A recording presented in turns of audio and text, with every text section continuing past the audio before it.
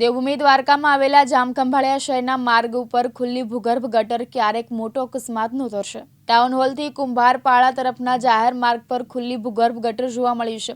ટ્રાફિકથી ધમધમતા માર્ગ ઉપર ઢાંકણા વિના ગટર ખુલ્લી હોવાથી લોકોમાં અકસ્માત સર્જવાનો ભારે ડર સતાવી રહ્યો છે।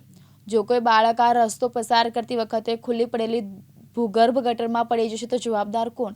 સ્થાનિકો દ્વારા સાવચેતીના ભાગરૂપે ખુલ્લી ગટર પાસે પથ્થરો મૂક્યા છે। કોઈ અકસ્માત સર્જાય તે પહેલા પાલિકા તંત્ર દ્વારા ભૂગર્ભ ગટર ઢાંકવામાં આવે તેવી માંગ ઉઠી છે। કુંભારપાડો વોર્ડ નંબર 2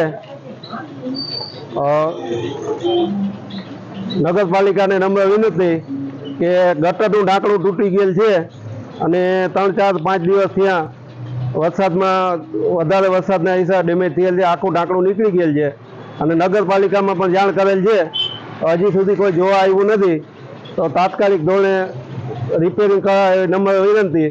અને વાહન તથા રાહદારીને હાલવામાં મોટી તકલીફ છે, વચ્ચોવચ્ચ ખાડો છે, અંધારામાં ગમે તે પડી જવાની શક્યતા છે।